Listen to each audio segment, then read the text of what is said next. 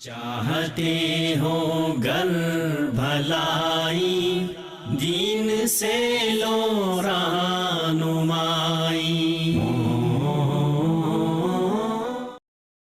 بسم اللہ الرحمن الرحیم۔ السلام علیکم ناظرین، رب اشرح لی صدری ویسر لی امری واحلل عقدۃ من لسانی یفقہوا قولی۔ میں ہوں احتشام الرحمان اور آپ دیکھ رہے ہیں پیغام ٹی وی کا پروگرام رہنمائی۔ ناظرین، آج کے ہمارے پروگرام کا جو موضوع ہے نبی کریم صلی اللہ علیہ وآلہ وسلم کا مقصد بعثت۔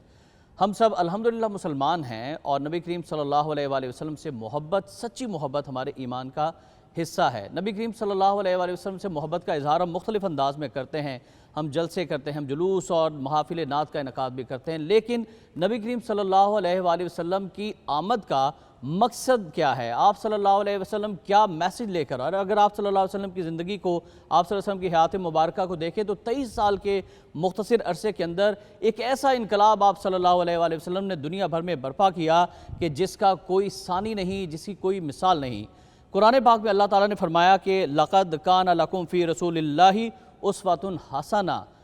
اسی حوالے سے ہم بات کریں گے نبی کریم صلی اللہ علیہ وسلم کی زندگی کا مقصد کیا ہے، آپ صلی اللہ علیہ وسلم کیا میسج لے کر آئے اور ہمیں آپ صلی اللہ علیہ وسلم کی زندگی سے کیا کچھ حاصل کرنا چاہیے، کیا ہم حاصل کر رہے ہیں یا نہیں، اور کیا اس پیغام پر جو نبی کریم صلی اللہ علیہ وسلم اس دنیا میں لے کر آئے اس پر عمل کیا جا رہا ہے یا نہیں۔ ہم بات کریں گے مذہبی اسکالر جناب رانا محمد شفیق خان پسروری صاحب سے، کسی تعارف کے محتاج نہیں ہیں، پیغام ٹی وی کے ناظرین کے لیے ہمارے ساتھ اسٹوڈیوز میں تشریف فرمائے۔ سر السلام علیکم، بہت شکریہ۔ وعلیکم السلام ورحمۃ اللہ وبرکاتہ۔ سر، بڑا اہم موضوع ہے نبی کریم صلی اللہ علیہ وآلہ وسلم کا مقصد بعثت۔ کیا آپ سمجھتے ہیں کہ وہ مقصد جو نبی کریم صلی اللہ علیہ وآلہ وسلم لے کر آئے اس پر آج ہم بحیثیت مسلمان عمل کر رہے ہیں؟ شکریہ احتشام بھائی۔ سب سے پہلے تو دیکھنا یہ چاہیے کہ اللہ رب العزت نے انسانوں کو پیدا کیوں کیا ہے۔ کوئی بھی آدمی کوئی تخلیق کرتا ہے تو اس کا کوئی نہ کوئی مقصد ہوتا ہے۔ جتنے سائنسدان ایجاد کرتے ہیں ان کی ایجاد کے پیچھے ان کا کوئی مقصد ہوتا ہے کہ کس طرح لوگ اس سے فائدہ اٹھائیں یا کیا کریں۔ اللہ رب العزت تو احکم الحاکمین ہے، بے شک۔ اس کا کوئی کام جو ہے وہ حکمت کے بغیر نہیں ہے، حکمت سے خالی نہیں ہے۔ اس نے انسان کو پیدا کیا تو ارشاد فرمایا وَمَا خَلَقْتُ الْجِنَّ وَالْإِنسَ إِلَّا لِيَعْبُدُونَ، کہ ہم نے انسان اور جن کو جو پیدا کیا ہے یہ اپنی عبادت کے لیے پیدا کیا ہے، یعنی میری عبادت کریں۔ ان کو اس لیے میں نے پیدا کیا ہے کہ یہ میری عبادت کریں۔ عبادت کا مطلب ہوتا ہے اللہ کے احکامات کی تعمیل، جو وہ کہتا ہے اس کو مانا جائے، اس کے مطابق زندگی بسر کی جائے۔ اور حقیقت یہ ہے کہ انسان کی دنیا بہتر ہوتی ہے اللہ کے احکامات کی تعمیل سے۔ بے شک۔ اس کو معلوم ہے کہ انسان کے لیے کیا چیز فائدہ مند ہے، کیا چیز نقصان دہ ہے، ہم نہیں جانتے، وہ جانتا ہے۔ چنانچہ اس نے جو احکامات دیے ہیں ہماری بہتری کے لیے دیے، ہماری فلاح کے لیے۔ اللہ رب العزت نے انسان کو پیدا کیا، ہر دور کے اندر انسان کی رہنمائی کے لیے نبیوں کو، رسولوں کو مبعوث فرمایا۔ بے شک۔ وہ دین جس کا نام اسلام تھا وہ حضرت آدم علیہ تحیت و تسلیم سے شروع ہوا، نبوت بھی حضرت آدم سے شروع ہوئی، پھر پے در پے لوگ آتے گئے جاتے گئے، آتے گئے جاتے گئے، نبی بھی تشریف لاتے رہے، لوگوں کی اصلاح کرتے رہے، ان کی فلاح کے احکامات ان تک پہنچاتے رہے، ان کی دنیا کی بہتری کے لیے۔ ان کی مثلا بخاری میں، مسلم میں، ابن ماجہ میں، ترمذی میں ایک روایت ہے کہ رسول پاک صلی اللہ علیہ وسلم نے فرمایا کہ کانت بنو اسرائیل تسوسہم الانبیاء، کہ بنی اسرائیل جو تھے نا ان کے انبیاء سیاست کیا کرتے، تسوسہم سیاست۔ ہمارے ہاں تو سیاست کا لفظ ذرا بدنام ہو گیا ہے نا، جی، اس لیے کہ ہمارے جو سیاست دان کہلاتے ہیں وہ لوگوں کے ساتھ دھوکہ کرتے ہیں، فریب کرتے ہیں، وعدے کر کے تو ان سے مکر جاتے ہیں، ووٹ لینے کے لیے بڑی میٹھے لہجے کے اندر، دھیمے لہجے کے اندر لچھے دار باتیں کرتے ہیں۔ صحیح، تو اس وجہ سے سیاست کو ہمارے ہاں دھوکہ سمجھا جاتا ہے، صحیح، جبکہ سیاست کا مطلب ہوتا ہے زندگی گزارنے کا ڈھنگ، بے شک، زندگی گزارنے کا ڈھب، زندگی گزارنے کا نظام۔ تو انبیاء رسول پاک صلی اللہ علیہ وسلم نے ارشاد فرمایا کہ بنی اسرائیل، چونکہ مخاطب جو لوگ تھے اس وقت عیسائی تھے، یہودی تھے، یا وہ لوگ تھے جو ان کے ساتھ میل جول کرتے تھے، تو سمجھا یہ جاتا تھا کہ اور عیسائی بھی بنی اسرائیلی ہیں، حضرت عیسیٰ علیہ السلام بھی بنی اسرائیلی تھے، اور حضرت موسیٰ علیہ السلام، حضرت داؤد علیہ السلام، حضرت سلیمان، یہ سارے بنی اسرائیل۔ تو آپ نے ارشاد فرمایا کہ جو بنی اسرائیل کے انبیاء تھے وہ سیاست کیا کرتے، سیاست کا مطلب کہ لوگوں کو ان کی زندگی کے گزارنے کا ڈھنگ سکھلاتے تھے، زندگی کے تمام معاملات کے بارے میں رہنمائی عطا کرتے تھے، ان کو بتاتے تھے کہ آپ نے زندگی کس طرح بسر کرنی ہے۔ وہ صرف عبادات تک، دین عبادات تک محدود نہیں ہے، صحیح، دین پوری زندگی کے لیے اچھائی کا نام ہے، بہتری کا نام ہے، رہنمائی کا نام۔ آگے ارشاد ہے کہ حالہ کا نبی خلفہ نبی، جب ایک نبی چلا جاتا ہے، فوت ہو جاتا ہے، تو اس کی جگہ پہ دوسرا نبی آ جاتا ہے، لیکن لا نبی بعدی، میرے بعد کوئی نبی نہیں، سیکون بعدی خلفاء، میرے بعد اگر آئیں گے تو میرے خلفاء ہوں گے، نبی کریم صلی اللہ علیہ وسلم نے فرمایا۔ آپ نے ارشاد فرمایا۔ اس میں ختم نبوت کی بھی بات ہے، جی، لیکن اس میں جو بات ہے وہ ہے تسوسہم، سیاست کی، زندگی گزارنے کے ڈھنگ کی۔ صحیح، اچھا، دین ساری زندگی کے اوپر ہے، عبادت بھی ہے اس میں، معاملات بھی ہے اس میں، اور لوگوں کے ساتھ جو رویے ہیں وہ بھی سارے کے سارے آ جاتے ہیں۔ اصل میں ہمارے ہاں آج کل یہ سمجھا جاتا ہے کہ زندگی دو حصوں پر مشتمل ہے، ایک ہے عبادات اور ایک ہے معاملات۔ تو عبادات کے لیے تو ہم دین کا لفظ استعمال کریں، معاملات کے لیے ہم دین سے ہٹ جائیں۔ اقبال رحمۃ اللہ علیہ نے اس لیے فرمایا تھا نا کہ جدا ہو دین سیاست سے تو رہ جاتی ہے چنگیزی۔ ہاں، وہ سیاست ان کے ذہن میں جو تھا وہ ایک مخصوص حرف تھا، اور اس سے مراد یہ تھا حکمرانی، حکومت کے امور۔ اب حکومت یا حکمرانی بھی ہو تو وہ لوگوں کے لیے ہوتی ہے نا، لوگوں کے لیے آسانیاں فراہم کرنی ہوتی ہے نا، تو دین سے الگ نہیں ہے۔ بالکل صحیح۔ اصل میں ہوا کیا، یہ الگ الگ کب ہوئے؟ یہ ہوا یہ تھا کہ اپنا آپ یورپ کا جب مطالعہ کریں، امریکہ کی اور یورپ کی تاریخ پڑھیں، تو 1453 کے قریب جدیدیت کی ایک تحریک چلی تھی۔ جی، چرچ بہت زیادہ حاوی ہو گیا تھا حکومتی معاملات کے اندر۔ بالکل صحیح۔ حکمران جو تھے وہ دینی معاملہ سے الگ تھے، اور چرچ والے لوگ جو نا ان پہ حاوی ہو جاتے، ذرا کو بات ہوتی، تو انہوں نے اس سے جان چھڑانے کے لیے اپنے جو مذہبی رہنما تھے ان کے رویوں سے، ان کی سخت گیری سے بچنے کے لیے یہ کہہ دیا کہ بھئی چرچ الگ ہے، حکومت الگ ہے، دین الگ ہے، سیاست الگ ہے۔ وہ چیز ہمارے ہاں جو ہم نو آبادی علاقے تھے، محکوم علاقے، جہاں جہاں برطانوی حکومت رہی ہے، ہم نے وہ چیزیں قبول کر لی، اڈاپٹ کر لی، صحیح، ورنہ یہ چیزیں الگ الگ نہیں ہیں۔ سیاست ہوتی ہے پوری زندگی گزارنے کے انداز اور طرز کو کہا جاتا ہے سیاست۔ تو انبیاء کی بعثت کا اصل مقصد جو ہے وہ ہوتا ہے کہ لوگوں کی اصلاح کی جائے، ان کی فلاح کی جائے، ان کو اللہ کی عبادت کی طرف لایا جائے، ان کو اللہ کے ساتھ جوڑا جائے۔ مثلا سورہ نحل کے اندر ہے، اللہ رب العزت ارشاد فرماتے ہیں لَقَدْ بَعَثْنَا فِي كُلِّ أُمَّةٍ رَسُولًا أَنِ اعْبُدُوا اللَّهَ وَاجْتَنِبُوا الطَّاغُوتَ، کہ ہم نے ہر امت کے اندر رسول مبعوث فرمائے، ہر امت کے اندر بعثت کی ہے ہم نے رسول کی، اور اس کی اصل غرض کیا تھی، مقصد بعثت کیا تھی؟ ان اعبدوا اللہ، اللہ کی عبادت کی جائے، واجتنبوا الطاغوت، اور طاغوت سے بچا جائے۔ ٹھیک، یعنی اللہ اور طاغوت، اللہ کے علاوہ جو بھی ہے وہ طاغوت ہے۔ بے شک ایسا ہی۔ اللہ چاہتا ہے لوگوں کے اندر اپنی رحیمی اور کریمی کو روج دینا، ترویج کرنا، رسوخ دینا۔ بے شک، اور تمام انبیاء کرام نے اللہ تعالیٰ کی طرف بلایا لوگوں کو، اور اللہ کی تعلیمات یہ واضح ہے کہ اللہ رب العزت کے طرف جوڑنے کے لیے۔ اب بندہ ہمارے ہاں کیا کہتے ہیں، عبد کا معنی کیا جاتا ہے بندہ، انعبد اللہ ہے نا، کہ اللہ کی عبادت کی جائے، عبد یہی سے نکلا ہے، تو عبد کے لیے لفظ بولا جاتا ہے، ترجمہ ہم کرتے ہیں بندہ۔ صحیح، اصل میں بندہ لفظ بندہ نہیں ہے، اصل میں لفظ ہے بندہ۔ بندہ، ٹھیک، جو اللہ سے بندہ ہو وہ اللہ کا بندہ ہوتا ہے۔ بے شک، اصل لفظ بندہ تھا، یعنی ہر حال میں اللہ کے لیے سوچنے والا، لوگوں کو اللہ کی طرف بلانا، اللہ کے ساتھ جوڑ دینا، یہ ہے عبادت۔ یعنی بندہ اللہ کے ساتھ جڑ جائے، اللہ کے ساتھ بندھ جائے، بالکل صحیح. اس کی ساری زندگی. اب دیکھیں ہمارے ہاں یہ تصور جو ہے یہ غلط ہے کہ اپنا جو ہے نا جی عبادت صرف نماز کا نام ہے, عبادت صرف روزے کا نام ہے. نہیں, پوری زندگی اگر آپ اللہ کے احکامات کے تحت گزارتے ہیں اور اللہ کے بھیجے ہوئے رسول کی تعلیمات کے مطابق گزارتے ہیں تو آپ کا اپنا ایک لمحہ جو ہے وہ عبادت ہے. عبادت ہے بے شک. اگر آپ تجارت کرتے ہیں یا ہم یہاں بیٹھے ہوئے کام کرتے ہیں اللہ کے حکم کے تحت کرتے ہیں, بے شک. جس چیز کی تنخواہ ملتی ہے اس کام کو پورا کرتے ہیں تو یہ ہماری عبادت ہے ایمانداری کے ساتھ. اگر ہم 1 نمبر کی قیمت لے کر 1 نمبر ہی کا مال دیتے ہیں تو یہ عبادت ہے. بالکل صحیح. کما ہم اپنے لیے رہے ہیں, اپنے بچوں کے لیے کما رہے ہیں, لیکن یہ عبادت ہے بے شک. بلکہ اس کو بھی چھوڑیں.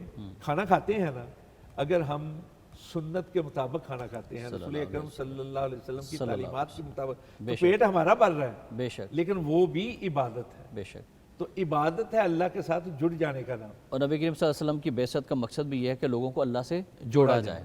سمجھے, مثلا اللہ رب العزت سورہ نحل میں ارشاد فرماتے ہیں لقد بعثنا فی کل امۃ رسولا ان اعبدوا اللہ واجتنبوا الطاغوت, کہ طاغوت سے بچو, اس سے پرہیز کرو.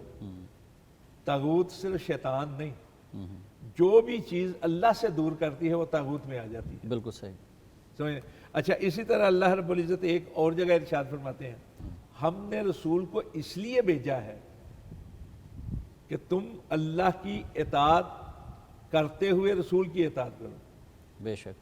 الا لیطاع باذن اللہ, اللہ کے حکم کے مطابق رسول کی اطاعت کرو. صلی اللہ علیہ وسلم. بے شک. یعنی تمہیں اللہ رب العزت نے پیدا کیا ہے اور پیدا اس لیے کیا ہے کہ اللہ کی عبادت کرو, یعنی اللہ کے احکامات مانو. تو اللہ کے حکم کی بجا آوری یہ ہے کہ تم رسول کی اطاعت کرو. رسول کو اس لیے بھیجا گیا کہ تم اس کی اطاعت کرو, فرما برداری کرو. اچھا, ماضی کے اندر اگر ہم دیکھیں تو حضرت عیسیٰ علیہ السلام نے بھی ذکر کیا, آپ صلی اللہ علیہ وآلہ وسلم کی آمد کے حوالے سے انہوں نے بھی اشارت دی. پھر حضرت ابراہیم علیہ السلام نے بھی دعا فرمائی, اور تمام انبیاء کرام نے لوگوں کو اللہ سے جوڑنے کے لیے جد و جہد کی, کوشش کی, تبلیغ کی. لیکن پھر ہم نے دیکھا کہ آپ صلی اللہ علیہ وسلم کی آمد سے قبل جو وہاں معاشرہ تھا, بڑے بڑے لوگ تھے, وہ اللہ سے دور ہوتے جا رہے تھے. وہ اپنے طاغوت انہوں نے بنا لیے تھے, وہ بادشاہت انارکی کی طرف چلے گئے. تو کچھ اس حوالے سے بھی بتائیے گا کہ کیا حالات تھے آپ صلی اللہ علیہ وسلم کی بعثت سے پہلے اس پورے خطے کے اندر. دیکھیے, میں وہی عرض کر رہا ہوں کہ جب لوگ گمراہ ہوئے, یعنی اپنی جو اصل راستہ تھا وہ تھا اللہ کی عبادت, اس سے ہٹتے چلے گئے, تب نبی آتے رہے ان کی اصلاح کے لیے, ان کو سیدھے راستہ پر لانے کے لیے, ان کو ان کی جو گمشدگی تھی یعنی گمراہی تھی ان کو ان کے پھر اصل راستے پر لانے کے لیے, راہ پر لانے. گمراہ کا مطلب یہی ہے نا کہ راہ سے ہٹ جانا, جی بالکل, راہ کو گم کر دینا.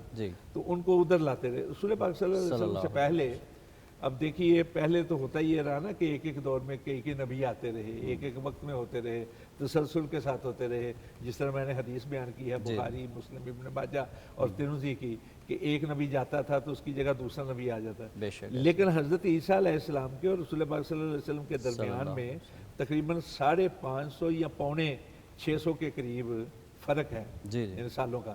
اس دوران میں تو گمراہی بہت زیادہ پھیل چکی تھی, بہت زیادہ, بالکل صحیح. یعنی آپ یہ کہہ لیں کہ کہنے کو انسان تھے لیکن انسانیت ختم ہو چکی, ختم ہوتی.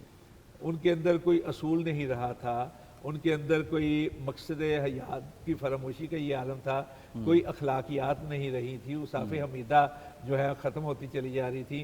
ہر ایک اپنی مرضی کے مطابق قانون بنا رہا تھا, عورتوں کے ساتھ بڑی بدسلوکی کی جا رہی تھی, عورتوں کو محض ایک جنس سمجھا جاتا تھا, رشتوں کا انکار. مزدق جو تھا ایران کا, اور ایران اس وقت بہت بڑی, جو موجودہ ایران ہے یہ ایران نہیں, اس وقت ایران جو ہے وہ عرب کی ریاستوں سے, مثلا کوفہ بغداد جو ہے یہاں سے شروع ہو کر وہ رشین ریاستیں جتنی ہیں, آذربائیجان, ترکستان, ازبکستان, یہ سارے کے سارے اس میں شامل تھے. یہ سارے ایران بہت بڑا مزدق تھا حکمران. اس نے یہ کہہ دیا کہ عورت جو ہے وہ صرف ایک جنس ہے رشتہ میں.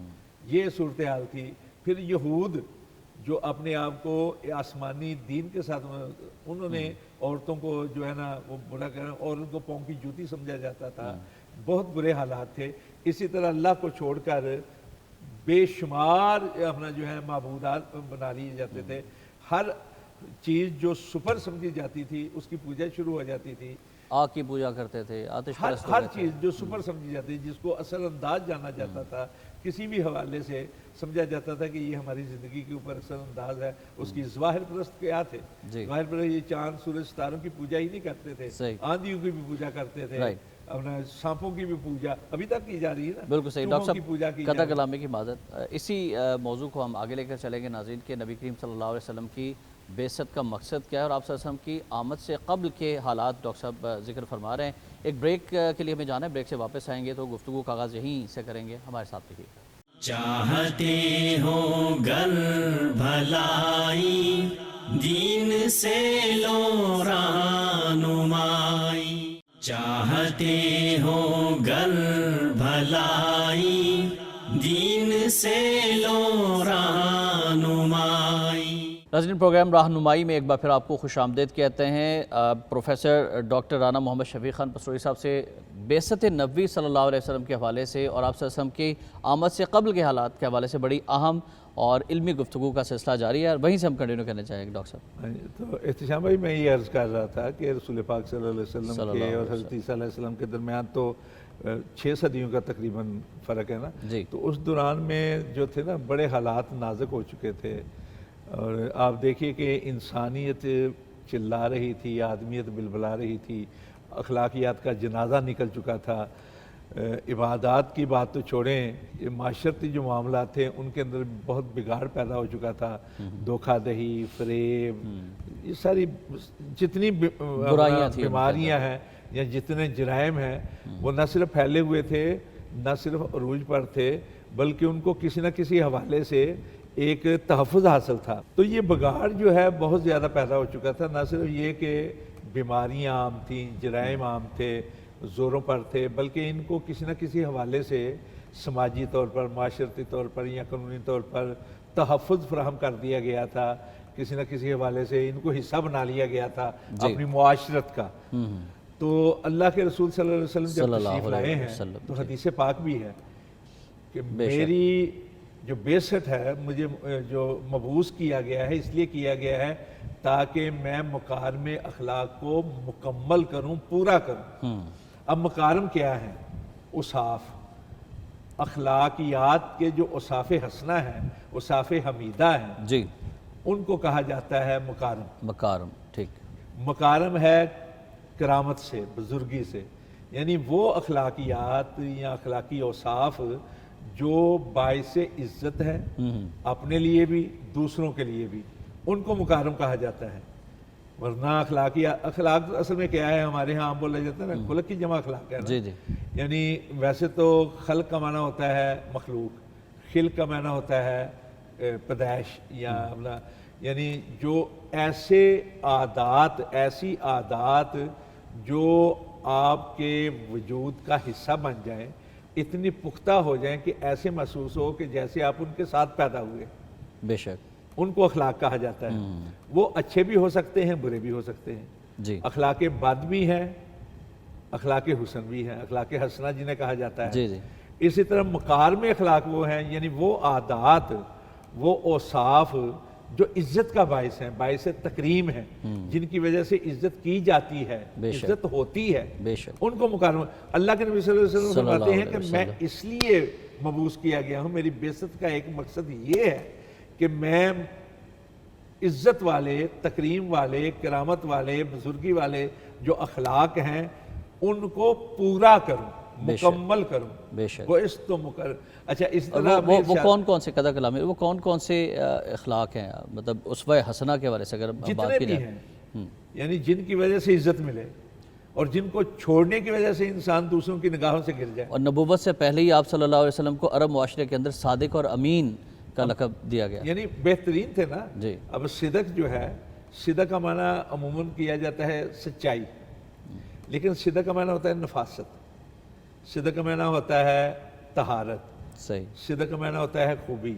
یعنی آپ یہ سمجھیں کہ ایک کپڑا ہے، اس کے اوپر کوئی داغ لگ جائے نا تو اس داغ کو جب دھو دیا جائے، بے داغ جو ہو اس کو کہا جاتا ہے صدق. بے شک ایسے ہی. یعنی اس کے اوپر کوئی گرد و غبار نہ ہو، کوئی داغ نہ ہو، کوئی دبا نہ ہو اس کو.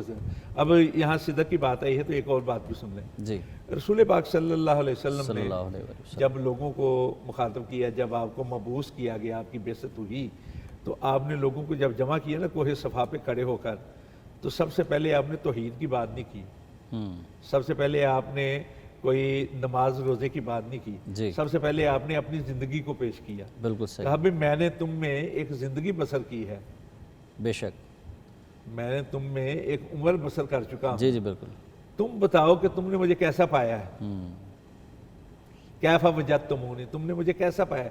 اب 40 سال، اور یہاں میں ایک اور تھوڑی سی بات کرنا چاہتا ہوں طالب علمانہ انداز میں، کہ رسول پاک صلی اللہ علیہ وسلم کی ساری زندگی لوگوں کی نگاہوں کے سامنے تھی. بے شک. ایک ایک لمحہ. اس کی وجہ کیا ہے؟ جب آپ پیدا ہوئے تو آپ کے والد نہیں تھے، جی والدہ تھیں، جی اور والدہ بھی تھوڑے عرصے کے بعد فوت ہو گئیں. بے شک. اور جب تک وہ حیات رہیں تب تک آپ کو دودھ پلانے کے لیے دائیہ حلیمہ سعدیہ رضی اللہ تعالیٰ عنہا کے پاس بھیج دیا گیا. جی یعنی دائیہ بھی غیر تھی نا، گھر کے علاوہ تھی. یعنی آپ کا وہ دور بھی جس کو عموماً بچپنے کا نام دیا جاتا ہے، اور بچپنا گزرتا ہے ماں باپ کی گود میں، بے شک. عام لوگوں کی نگاہوں سے اوجھل ہوتا ہے، وہ دور بھی لوگوں کے سامنے رکھا گیا ہے. بے شک. بچپن بھی آپ کا لوگوں کے سامنے آیا، لڑکپن بھی آپ کا لوگوں کی نگاہوں کے سامنے، نوجوانی بھی، جوانی بھی، 40 سال تک لوگوں کی نگاہ میں رہے ہیں. یہ اللہ کی بہت بڑی حکمت تھی. یعنی کوئی لمحہ ایسا نہیں جو لوگوں کی نگاہ سے پوشیدہ. زندگی کا ہر عمل جو ہے اس میں نبی کریم صلی اللہ علیہ وسلم کی ذات ہمارے لیے مشعل راہ ہے. مشعل راہ ہے، لیکن لوگوں کے سامنے، میں جو عرض کرنا چاہتا ہوں، لوگوں کی نگاہوں کے سامنے رکھا. اب اللہ کے نبی صلی اللہ علیہ وسلم نے سب سے پہلی بات ہی یہ صلی کی، اللہ علیہ وسلم، کیفا وجدتمونی، میں نے تم میں ایک عمر بسر کی ہے. 40 سال کا عرصہ کو کم تو نہیں ہوتا. بہت زیادہ طویل عرصہ. جی. اور کہا کہ تم نے مجھے کیسا پایا ہے. ایک لیڈر کے لیے سب سے بڑی بات یہ ہوتی ہے کہ وہ اس کا کردار جو ہے اس کا ذاتی کردار نہیں ہوتا، وہ لوگوں کی پراپرٹی ہوتا ہے. صحیح. لوگ اس کو دیکھیں گے، اس کے اندر اچھائیاں ہیں تو اس کو فالو کریں گے. بالکل صحیح. اور آپ کو تو بھیجے اس لیے کہ لیطاع باذن اللہ، بے شک. آپ کو تو بھیجے اس لیے گیا ہے کہ قل ان کنتم تحبون اللہ فاتبعونی یحببکم اللہ، کہ میری اتباع کرو. اتباع اور اتباع اگر واجب ہے کسی کی تو رسول اللہ اور آپ کیا کہہ رہے ہیں؟ کیفا وجدتمونی، تم نے مجھے کیسا. ان لوگوں نے کیا کہا تھا؟ ما جربناک الا صدقا، ہم نے تجربہ کیا. یہ نہیں کہا کہ ہم نے دیکھا، تجربہ کیا ہے. اور آپ کی ذات کے اندر سوائے صدق کے کچھ نہیں ہے. سبحان اللہ. تجربہ کس کو کہا جاتا ہے؟ ماشاءاللہ آپ جانتے ہیں جب کسی کے ساتھ وقت گزارا جائے، عملی طور پر جو ہے وہ انہوں نے دیکھا آپ صلی اللہ علیہ سائنس کی وسلم اصطلاح ہے تجربہ. جی پریکٹیکل کیا انہوں نے. سائنس کے اندر کسی چیز کو خوب پرکھنا، اس کے ایک ایک جزء کے حوالے سے اس کی جانچ کرنا، اس کی کمیت اور کیفیت کو اچھے انداز سے سمجھنا، بالکل صحیح. اس کو تجربہ کرنا. یعنی ہم نے پرکھا ہے تمہیں، ہمارے معاملات ہیں تمہارے ساتھ، ہم نے ہر لحاظ سے جانچا ہے تمہیں، بے شک. اور سوائے صدق کے کچھ نہیں پایا. بے شک. سبحان اللہ. تو آپ نے ارشاد فرمایا کہ میں بنا کر بھیجا گیا ہوں، اس لیے مجھ کو بھیجا گیا ہے کہ میں لوگوں کے اخلاق، جو مکارم اخلاق ہیں، اخلاق بد نہیں، مکارم اخلاق کی تکمیل صحیح اور اتمام کروں، ان کو پورا کروں. اسی طرح آپ نے ارشاد فرمایا انما بعثت رحمۃ، مجھ کو بھیجا گیا ہے رحمت بنا کر. سبحان اللہ. بے شک. ایک جگہ ارشاد فرمایا کہ مجھ کو بھیجا گیا ہے رحمت بنا کر، لیکن مہدات ہدیے کے طور پر، تحفے کے طور پر. سبحان اب رحمت کس کو کہا جاتا ہے؟ رحمت میں جتنے لطیف جذبات ہیں نا، کسی کے ساتھ احسان کرنا، خبرگیری کرنا، غمخواری کرنا، کسی کا احساس کرنا، پیار کرنا، محبت کرنا، الفت کرنا، یہ سارے لطیف جذبات جو ہیں یہ رحمت کے معنی میں آ جاتے ہیں. صحیح. تو رسول پاک صلی اللہ علیہ وسلم کو رحمت بنا کر مبعوث کیا گیا ہے. سبحان اللہ. مقصد یہ ہے کہ انسان جو ہے بچھ جائے دوسروں کے لیے، دوسروں کا احساس. اب ہمارے ہاں عموماً لفظ بولا جاتا ہے جی سب سے بڑا مذہب انسانیت ہے. نہیں، ایک ہے حیوانیت. ٹھیک. حیوانیت کہا جاتا ہے جانور جو عام ہوتے ہیں. جی. حیوانیت سے جو گر جاتا ہے نا، کہتے ہیں حیوانیت سے بدتر. اولئک کالانعام بل ہم اضل. جو حیوانیت سے گرے ہوئے ہوتے ہیں نا، صحیح، وہ ان سے اچھا، اس کے اوپر حیوان ہے، حیوانیت ہے. حیوانیت کے اوپر ہے انسانیت، ٹھیک. انسانیت کے اوپر ہے اسلام. انسانیت سے بھی اوپر اسلام، یعنی یہ لوگ مسلمانوں کو گمراہ کرنے کی کوشش کرتے ہیں کہ سب سے بڑا جو مذہب ہے وہ انسانیت ہے. اس لیے کہ ان کو اسلام کا پتہ نہیں نا، اسلام کی تعلیمات سے آگا. انسانیت کیا ہے؟ دوسروں کا احساس کرنا، یہی ہے نا، جی دوسروں کا خیال رکھنا. لیکن اسلام ہے دوسروں کے لیے احسار کرنا، سبحان اللہ، بے شک، اپنی ضروریات کو بھی چھوڑ کر دوسروں کو دے دینا، بالکل صحیح. دوسروں کو اپنے وجود کا حصہ سمجھنا. کل جسد الواحد، ایک جسم کی مانند ہیں سارے کے سارے مسلمان. اور نبی کریم صلی اللہ علیہ وسلم کی ذات مبارکہ جو ہے ایثار، قربانی، پھر آپ صلی اللہ علیہ اس کی وسلم تعلیمات ہیں. اسی تعلیمات دی آپ. جو واقعہ بیان کیا جاتا ہے تاریخ کا جی حصہ ہے جی جی کہ اس میں کیا ہے، اس میں یہی ہے کہ ایک آدمی کے پاس پانی کی ضرورت تھی، پانی پانی چلا رہا تھا، پانی لے کر آیا تو ساتھ میں آواز آئی تو کہا پہلے میرے بھائی کو پلا دو. جی وہ اس کے پاس گیا تو ایک قریب میں اور شخص کی آواز آئی پانی، تو اس نے کہا میرے بھائی کو پلا دو. اس کی طرف گیا تو وہ شہید ہو چکا تھا، واپس آیا تو وہ بھی ہو چکا تھا، واپس آیا تو وہ بھی ہو چکا تھا. بے شک، یعنی جان کنی کے عالم میں بھی ایک دوسرے کے لیے اظہار کرنا، یہ سبحان اسلام اللہ. ہے. تاریخ دنیا کی تاریخ میں ایسا واقعہ نہیں رسول ملتا. پاک صلی اللہ علیہ وسلم کے پاس ایک اپنا آدمی آیا، اس نے کہا جی کہ میرے پاس کچھ کھانے کے لیے. آپ نے کہا کہ ایک صحابی کو حکم دیا، انصاری صحابی تھے ابو طلحہ، کہ تم اپنا جو ہے نا اس کو لے جاؤ. اب وہ گھر گیا تو کہنے لگا کہ اللہ کے رسول کے مہمان ہیں صلی اللہ علیہ وسلم. تو ان کی بیوی کہنے لگی گھر میں تو ہمارے پاس کچھ نہیں ہے، بہت کم ہے. انہوں نے کہا بچوں کو سلا دو. تو ایسا کرنا کہ جب میں مہمان کے ساتھ بیٹھوں نا چراغ بجھا دینا.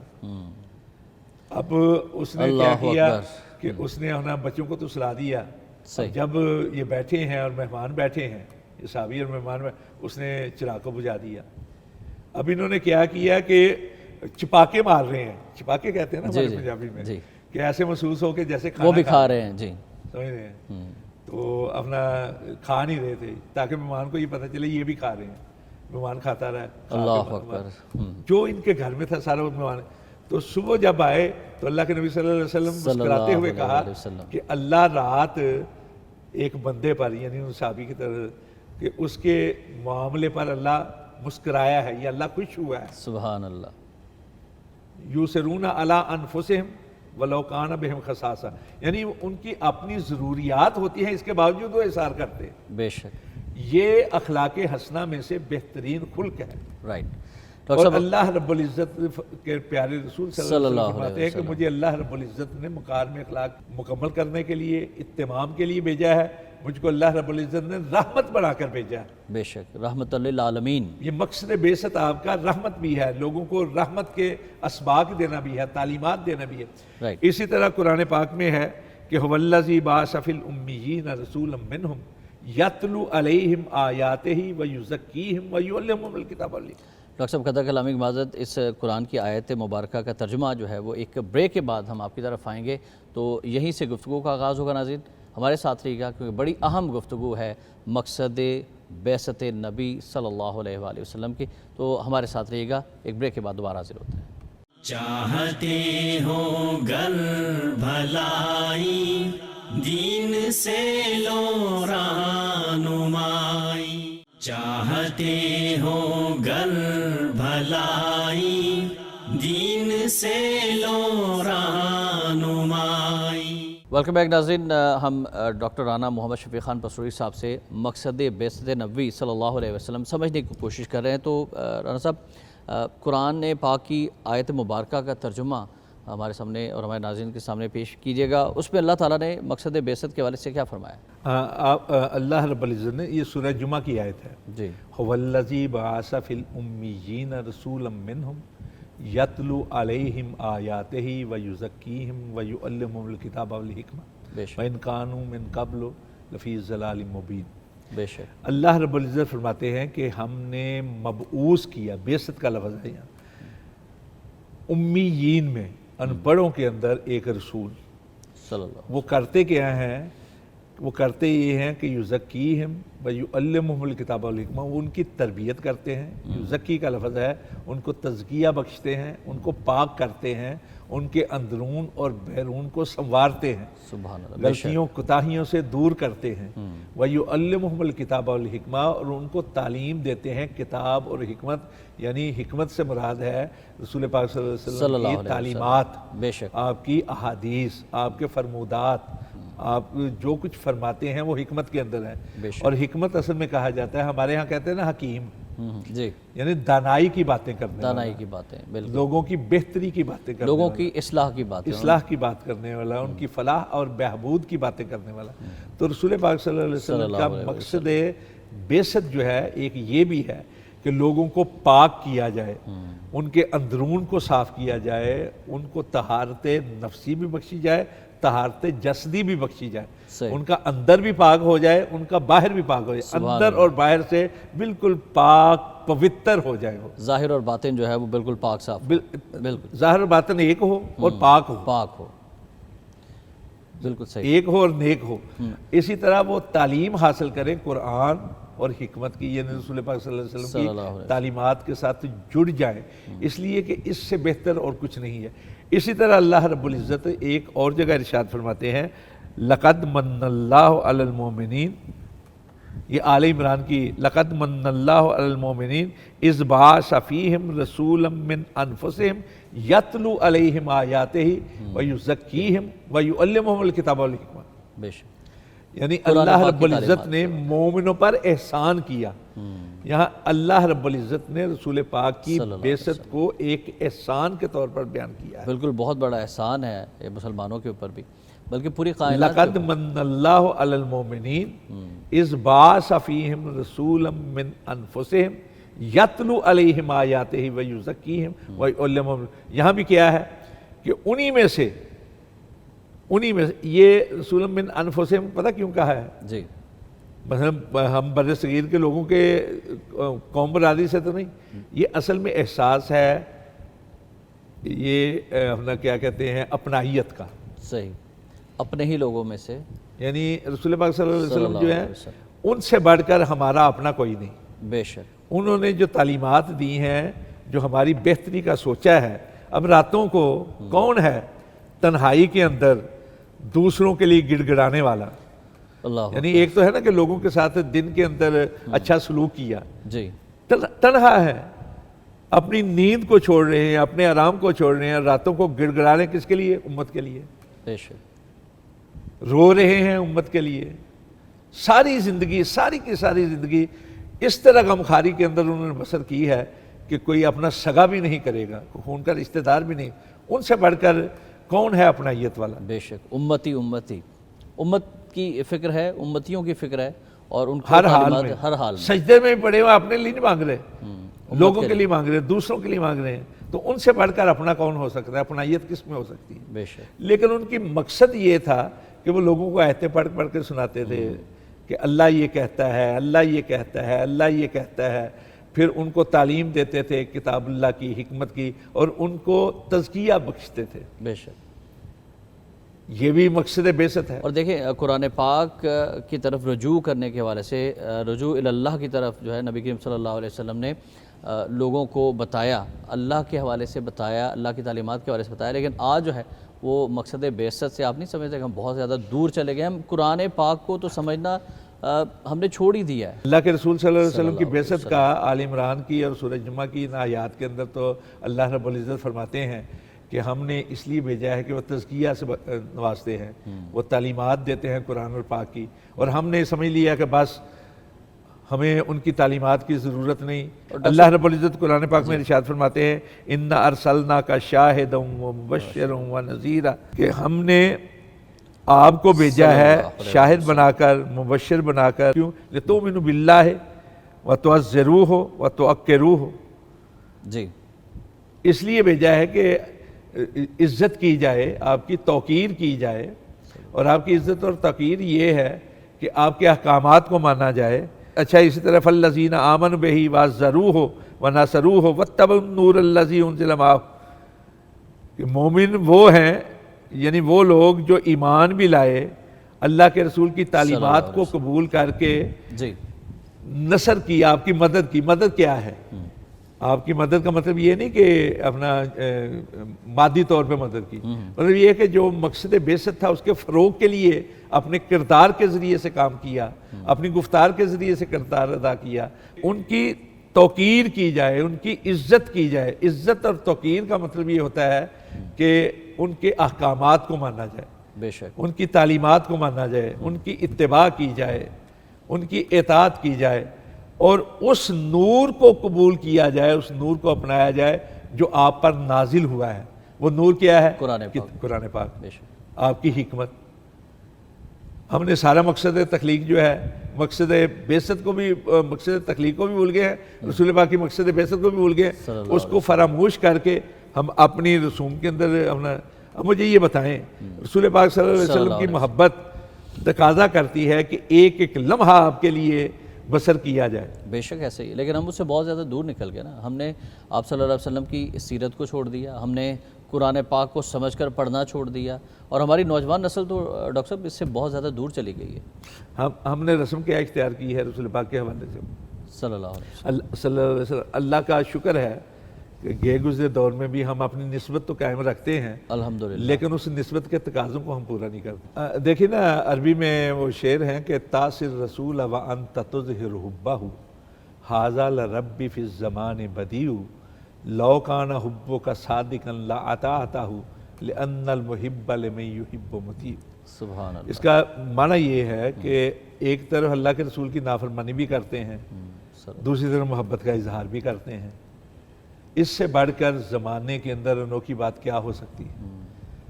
دوسرے شعر کے اندر ہے لو کان حبک صادقا لاطاعتہ، کہ اگر تم اپنی محبت کے اندر سچے ہو تو تم پر لازم ہے کہ اپنے محبوب کی اطاعت کرو، صلی اللہ علیہ وسلم، بے شک، اس لیے کہ جو جس سے محبت کرتا ہے اس کے اشاروں پہ مر مٹتا ہے۔ بے شک۔ اب دیکھیے، میں ایک واقعہ بیان کرنا چاہتا ہوں۔ جی، رسول پاک صلی اللہ علیہ وسلم صلی جب اللہ دنیا میں علیہ تشریف لائے، آپ کی ولادت ہوئی، تو سب سے پہلے آپ کی ولادت کی خوشی جس نے منائی اس کا نام ابو لہب تھا۔ ابو لہب، روایات کے اندر ہے کہ اس کی لونڈی نے جب اس کو جا کر اطلاع دی کہ آپ کی بیوہ بھابھی کے ہاں، آپ کے مرحوم بھائی کے ہاں لخت جگر پیدا ہوا ہے، تو اس نے اس کو انعام کے طور پر ہار عطا کر دیا۔ صحیح، پہلی خوشی، سب سے پہلی خوشی جو ہے باقاعدہ وہ ابو لہب نے منائی۔ ٹھیک، لیکن 40 سال کے بعد جب آپ رسول بن گئے، مبعوث ہو گئے، آپ کی بعثت ہو گئی، اور آپ نے کوہ صفا پہ کھڑے ہو کر یہ کہا کہ لوگوں قولوا لا الہ الا، یہ سوال کرنے کے بعد کہ تم نے مجھے کیسا پایا، انہوں نے کہا کہ سچا ہی سچا پایا۔ صحیح، انہوں نے کہا پھر میں تمہیں یہ کہتا ہوں کہ اللہ کی عبادت کرو، تم فلاح پا جاؤ گے۔ تو سب سے پہلے ابو لہب تھا جس نے آپ کی تعلیمات کا انکار کیا، آپ کی نبوت اور رسالت کا، آپ کی تعلیمات کا انکار کیا۔ تو اللہ رب العزت نے رشتہ نہیں دیکھا، سگا چچا تھا، صحیح، سانجی دیوار کا ہمسایا تھا۔ اللہ نے نہ رشتے کو دیکھا، نہ ہمسائیگی کو دیکھا، نہ اس کے ولادت کی خوشی کو دیکھا۔ اللہ رب العزت نے کیا کہا؟ تبت یدا ابی لہب وتب۔ بے تو شک، اصل چیز جو ہے نا، محبت کا تقاضا بھی یہ ہے کہ آپ کی اطاعت کی جائے، آپ کی اتباع کی جائے، آپ کی تعلیمات کو قبول کیا جائے، اور یہ ہی مقصد ہے اور بعثت ہے۔ نبی کریم صلی اللہ علیہ وسلم نے اس دور کا جو طاغوتی نظام تھا اس کو چیلنج کیا تھا۔ میں عرض کر رہا ہوں کہ آج کے ہماری گفتگو کا جو موضوع ہے وہ ہے مقصد بعثت۔ جی، تو آپ کی بعثت کا مقصد ہی یہ ہے، رسول اکرم صلی اللہ علیہ وسلم کو صلی اس اللہ لیے بھیجا گیا ہے کہ اللہ کے حکم کی تعمیل کرتے ہوئے ہم اپنے رسول کی اطاعت کریں، صلی اللہ آپ کی علیہ وسلم، اتباع کریں، آپ کی فرما برداری کریں۔ بے شک، زندگی کچھ بھی نہیں اس کی محبت کے بغیر، بے شک، بے شک، سبحان اللہ، زندگی کچھ بھی نہیں اس کی محبت کے بغیر، اور بے روح محبت ہے اطاعت کے بغیر۔ آج اس معاشرے کے اندر جو ہے وہ ہم نبی کریم صلی اللہ علیہ وسلم سے محبت کا اعلان تو کرتے ہیں، لیکن آپ صلی اللہ علیہ وسلم کی اطاعت سے کیوں دور ہیں ڈاکٹر صاحب؟ اس کی بنیادی وجہ یہی ہے نا کہ ہمیں پتہ ہی نہیں کہ محبت کہا کس کو جاتا ہے، محبت کے تقاضے کیا ہیں۔ یہ اللہ کا شکر ہے، میں نفی نہیں کرتا، نہ کسی کے اوپر تان کرتا ہوں، یہ اللہ کا شکر ہے کہ ہم اپنا تعلق جوڑتے ہیں پیارے رسول صلی اللہ علیہ وسلم، لیکن محبت کا دعویٰ بھی کرتے ہیں۔ اصل میں غرض یہ ہے کہ اگر ہم محبت کے اندر سچے ہیں تو پھر محبت کو رخ صحیح دے لیں۔ تو یہ تو بڑا پوتر رشتہ ہے محبت کا۔ بے شک ایسے اگر محبت کا ہمیں دعویٰ ہے تو ہمیں احساس بھی ہونا چاہیے۔ اس پاک پوتر اور بہترین رشتے کو ہم صحیح طور پہ اپنائیں، اس کے تقاضوں کو سمجھیں۔ انشاءاللہ اس پہ بھی کبھی پروگرام کریں گے اچھا ڈاکٹر صاحب، بڑا خوب رسول پاک صلی اللہ علیہ وسلم سے تعلق خاطر کے جو ہے وہ انداز کیا ہونے چاہیے، آپ کے کیا حقوق ہے بے شک جو ہم پر عائد ہوتے ہیں، ان حقوق کے حوالے سے ہم بات کریں گے انشاءاللہ عزیز۔ آپ کی محبت کے حوالے سے بات کریں، یہ محبت ایک الگ سے موضوع ہے، رسول پاک صلی اللہ علیہ وسلم سے محبت جو ہے، اس لیے کہ محبت ہی سب کچھ ہے۔ بے شک بے شک، ایمان ہے ہی نام محبت رسول صلی اللہ علیہ وسلم، بے شک، اور رحمت للعالمین، تمام جہانوں کے لیے رحمت ہے آپ صلی اللہ علیہ وسلم۔ تو آپ صلی اللہ علیہ وسلم کی بعثت اور دیگر انبیاء کرام کی بعثت کا اگر ہم تقابلی جائزہ پیش کریں تو ڈاکٹر صاحب اس حوالے سے کیا فرمائیں گے؟ ہاں دیکھیے، سارے نبی جو آئے ہیں نا وہ اس لیے آئے ہیں کہ لوگوں کو بندوں کو اللہ کے ساتھ جوڑیں، لیکن وہ خاص قوم کے لیے آتے رہے، جی مخصوص قوم کے لیے آتے رہے، خاص وقت کے لیے آتے رہے، مخصوص وقت کے لیے، یا محدود دور کے لیے، یا محدود علاقے کے لیے آتے رہے۔ وہ اپنا جو مقصد بعثت تھا ان کا ایک حد تھی، ایک دائرہ کار تھا، لیکن رسول پاک صلی اللہ علیہ وسلم جو ہے وہ کسی خاص قوم کے لیے نہیں، مخصوص وقت کے لیے نہیں، محدود علاقے کے لیے نہیں، بلکہ اپنے بعثت سے لے کر قیامت تک کے ہر دور کے لیے، ہر قوم کے لیے، ہر علاقے کے لیے مبعوث ہوئے ہیں۔ اور آپ کا مقصد بعثت یہ تھا کہ بندوں کو اللہ کے ساتھ جوڑا جائے، طاغوت سے بچایا جائے، ان کے اندر جو خامیاں ہیں، کمیاں ہیں، کوتاہیاں ہیں، ان کی نشاندہی کی جائے، ان سے ان کو پاک اور پوتر کیا جائے، اور ان کو بتایا جائے کہ اگر تم اپنی اصلاح چاہتے ہو تو پھر اللہ کے رسول کی اطاعت کر لو، اتباع کر لو، اس لیے کہ کوئی انسان جو ہے عقل کل نہیں ہوتا، اور کوئی انسان نہیں ہے جو غلطی سے بچا ہوا ہو۔ اگر کوئی غلطی سے بچا ہوا ہے تو صرف رسول ہوتا ہے، تو اگر ان کی اطاعت کرو گے، اتباع کرو گے تو غلطیوں سے بھی بچتے رہو گے، اور وہ چونکہ اللہ کے رسول ہوتے ہیں، اللہ کے پیغمبر ہوتے ہیں، اللہ کے پیغمبر ہوتے ہیں، وہ جو کچھ کہتے ہیں اللہ کے احکامات کو اپنی زبان میں آسان کر کے لوگوں تک پہنچاتے ہیں، اس لیے ان سے بہتر کسی کی رہنمائی نہیں ہو سکتی، نہ کسی کی رہبری ہو سکتی ہے، نہ ہی کوئی رسول سے بڑھ کر صلی اللہ علیہ وسلم سے بڑھ کر کسی کا خیر خواہ، ہمدرد اور محسن ہو سکتا ہے۔ اس لیے ان کی پیروی کرو گے تو غلطیوں سے بھی بچ جاؤ گے، کمیوں سے بچ جاؤ گے، کوتاہیوں سے بچ جاؤ گے، تمہاری دنیا بھی بہتر ہو جائے گی، تمہاری آخرت بھی۔ ڈاکٹر صاحب بڑی زبردست گفتگو ہوئی ہے آج کے پروگرام میں، نبی کریم صلی اللہ علیہ وسلم کی بعثت کے حوالے سے، آپ صلی اللہ علیہ وسلم کا مقصد بعثت جو ہے بڑے اچھے اور احسن انداز سے آپ نے ہمارے ناظرین کو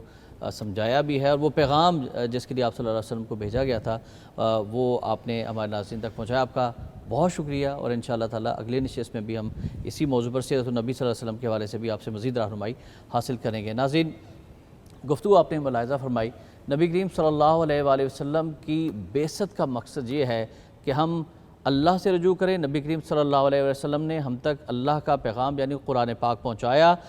ہمارا ایمان اس وقت تک مکمل نہیں ہو سکتا جب تک نبی کریم صلی اللہ علیہ وسلم کی سچی محبت ہمارے دل میں نہیں ہوگی، اور اللہ تعالیٰ سے ہم یہ دعا کرتے ہیں کہ اللہ تعالیٰ ہمیں نبی کریم صلی اللہ علیہ وسلم کی سچی محبت عطا فرمائے، آپ صلی اللہ علیہ وسلم کی اسوہ حسنہ پر ہمیں عمل کرنے والا بنائے، تاکہ ہم دنیا کے اندر بھی اور آخرت میں بھی کامیاب ہو سکیں اور کامیابی حاصل کر سکیں۔ احتشام الرحمان کو پروگرام رہنمائی سے اجازت دیجیے گا۔